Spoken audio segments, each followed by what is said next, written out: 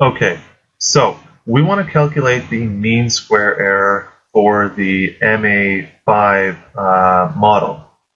So remember, the mean square error is 1 divided by the number of values times the sum of the forecast errors squared. Now, how do we calculate the forecast errors? Well, this might be easier to see if I put all the values here. I've listed them in Excel. So say in this first column here, this is our time series data, right? This is our second column of the data frame.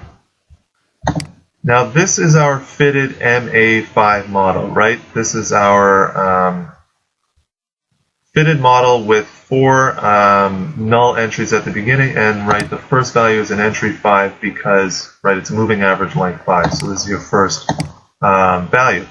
Now remember, this column C is our forecasts. So remember, this value in the 5th row is the forecast for the next period. So our forecasts are for 1 period ahead, right? Now our forecast errors then are the difference between the time series value and the forecast. So our forecast value starts at 0.6 and calculates the difference between the time series value at 0.6 minus this forecast for that time, which is our first value, or value 5, from the fitted MA5 model. First, I'm going to create an empty vector of length 25 to store my error values. 25 entries, right, because we go from 6 to 30, so that's 25 values there. Now, for each of those 25 values, I define my forecast error. The error is the difference between the time series value minus the forecast. Now remember, for the first one, so when I equals 1, you're going to be taking the 6th value of your time series, which is ETS I plus 5, right? 1 plus 5 gives 6, minus the 5th value of your MA5, right? Because the 5th value, which is I plus 4, 1 plus 4 is 5, gives you the forecast for 0.6. So that's why these shifts are staggered.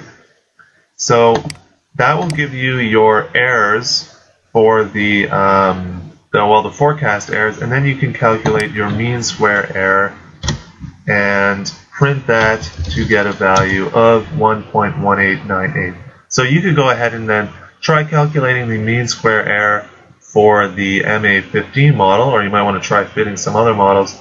See which ones produce a smaller mean square error, so which ones fit the data more closely.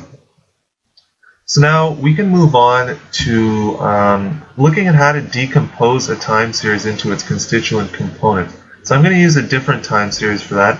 I'm going to use this New York births time series, which gives the month and the number of births from January 1946 to December 1959. Now I believe these are scaled in some way.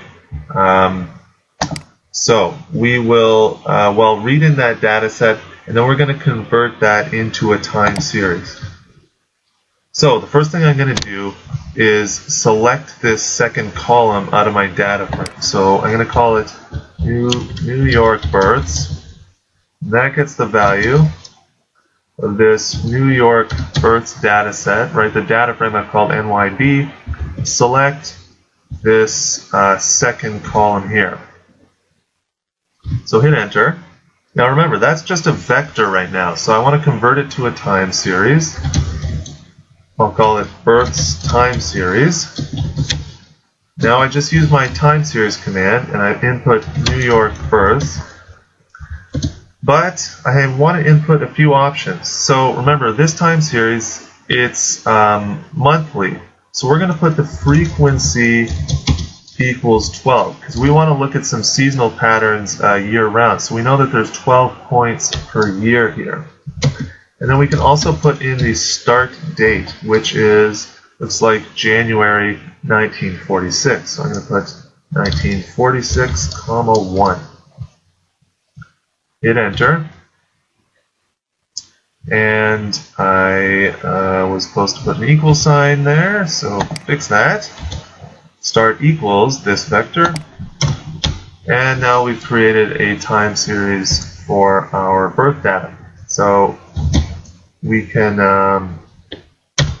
take a look at that.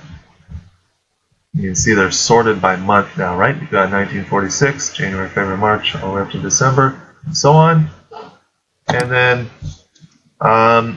one thing that's sometimes useful is to break down a time series into its constituent parts. So let's do that as a plot.